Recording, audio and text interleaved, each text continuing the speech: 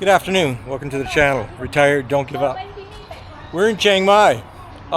Tomorrow we get on a plane to fly to Hatay and then, of course, make our way to the island of Koh Lipe. We are at, I'll just step out here, show you, we're at ProMaster Audio. We're arranging to leave the car here and have a new stereo put in while we're gone on our trip to Koh Lipe. When we come back, the stereo will be all in. I'm just going to take you for a little tour through the showroom and show you what they have.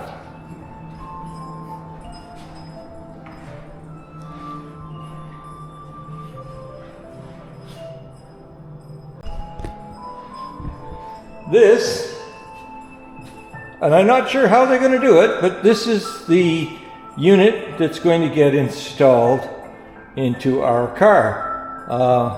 So we're quite excited about that. And we're going to have a backup camera. It will have auto CarPlay and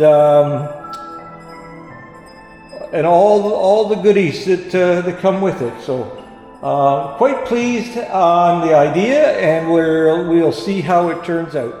So Katai was just talking with the owner and arranging for us to, we'll drop the car off 7 o'clock and someone's going to drive us to the airport.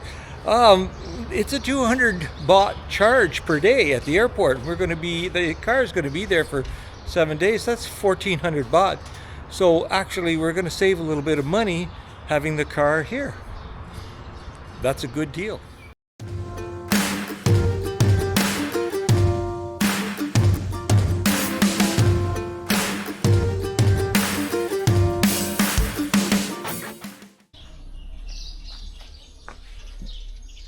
So we're back in Pair, back at home.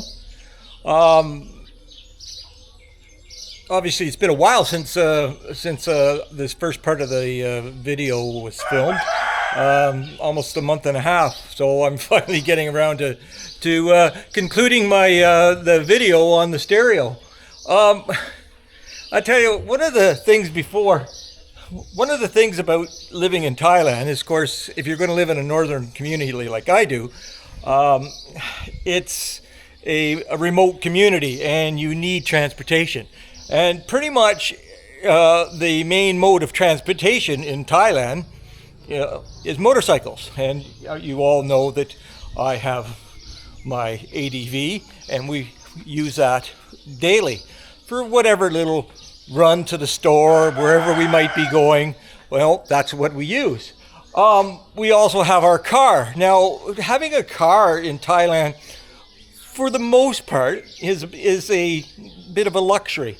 Our car, of course, is 10 years old, and I'm not in the position to replace it, but it's a Toyota, and it has 145,000 kilometers. In Canada, that's nothing. And well, actually, I'm responsible probably for 50,000 of those kilometers. So, and what we've done is we do whatever maintenance has to be done on the car and make sure the car is in good working order. And I know that this car will give us a lot of years of reliability. At some point, yes, we'll buy a new car. But the thing is, what we did, as I said in the beginning, is to sort of rejuvenate the car is we put in a new stereo. And I'm just going to go over what the stereo is, what they did, and show you how much it makes the difference in a 10-year-old car and for what it costs. This is the stereo. Unfortunately, I didn't think of taking a video of it in the car as I took it out. And as I said, I showed you the stereo, the new radio that's in the car now. And I thought, wow, that's, I don't know how they're going to make that size of a radio fit with this small section. What they did is they took out the whole frame around it. And again, even then, when I look at this, I think, how can they make that large of a screen fit in this small section. But like I say, I'm going to show you how I did it, and it's quite remarkable. For here is the backup camera. I believe that the car was originally wired for a backup camera. I don't know. But I mean, the application of the camera and the wiring, how they did it, is spectacular. First rate, as if it was right from the factory. That's pretty impressive.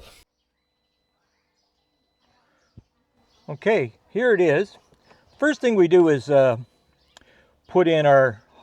up our iPhone. And as you can see, it's now connecting. I believe it's wireless, but it seems to work pretty good with plugging it in. Seems to connect pretty quick. So what we see here is actually the Apple CarPlay. But the important thing is, look at the size of the screen. The screen is huge. And so by looking at the other thing, this piece here that came across here made it look like it was much smaller. So by replacing this whole entire, this section of the screen, they were able to put in this large of a screen. And wow, like I say, that's quite remarkable. So yes, it's connected directly to the radio. You can connect a second one. So here what we have is the Apple CarPlay. If I push here, that's your Apple CarPlay, and it tells you everything. If you need to make a phone call, if you have a message, and again, slide. I have Line, like here in Thailand. It connects to, and of course it's hands-free, so I can do whatever you want. Of course, it's listening to me right now. Sirius XM don't have it. WhatsApp have it. Have calendar, your settings, and so forth. If I want to listen to music, well, here's your music button. Now I don't have music put into my iPhone. You'd have to do that through the iTunes. But what I do have, what iTunes have, is iRadio. So this is iRadio. You have a choice of 6 channels, and I'm fine with that. You have the hits, you have country music, relaxing music, which I also like, club music, any kind of music, and I'm more than pleased, more than comfortable and happy with what they're offering. So that's fantastic. Now if I move this down and push this back button, that goes to the map, push the 0 button. This is the original screen that comes on. It tells you how fast you're going. It has its own, very limited music. If you want to go to the options that they have, here they are here. So you go navigation, radio, music, phone, if you need to adjust your sound, auxiliary, and of course, again, you can go pictures and so forth. There's a whole pile, and there's like Apple CarPlay, which I'll go back to. Again, Google, if you need to go Google Maps, Spotify, a lot of stuff Netflix, you want to watch Netflix. And again, YouTube, if I want to watch YouTube, I can do this. Now, what you need to do in order to do that, you need to use your phone, connect your phone as a hotspot. And once you've done that, then you can watch all these things. Now, I connected it once. Again, not that important. I'm more interested in the radio in the car and of course the navigation, which again, so if I go back to here, and Apple CarPlay is what I use for the most, so that I have my music, I have my maps. If I need to go larger, and again, I can put in the navigation, whatever I need. Everything I need is right here. The other beauty is this. There's the backup camera. Now the backup camera, the quality of the picture is perfect. The size of the camera of the screen is amazing. Now I had a basic same idea in my my Toyota Camry back in Canada, although I had the bird's eye view. So on one side it showed all the way around the car, and the other side it showed that. But unfortunately, that's not an option here. So here we are. But that is amazing. Absolutely amazing picture. I can't be happier than that. Now, cost to do this. The stereo radio was originally priced at 9,500 baht. And I assumed that that included the backup camera. I was wrong. And I found out later, when we were making the deal, I said, make sure that the backup camera is included. As it turned out, it was not. So 9,500 was the price for the radio. They charged us 2,500 for the backup camera. You know, you could argue. I decided it wasn't worth it. I wanted that backup camera, so the total price for the unit came to 12,000 baht. You know, not bad. Stereo. We've made several trips to Chiang Mai in the car. The difference is remarkable. It's like driving a new car, and I can't be happier. And we'll probably drive this car for 2, 3 years, maybe 4. We'll see how it is before I even consider replacing it.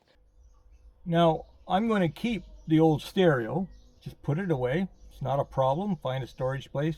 As I say, we're going to probably keep the car for a long period of time, but if for some reason a change happens and we can't sell the car and make enough money with the new stereo, or the new car doesn't have what we want and we like this, we'll just swap them out. So it's a good idea always to keep the old stereo, because you just never know what the future might bring.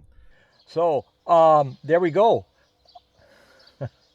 Until next time, bye for now. And remember, don't give up.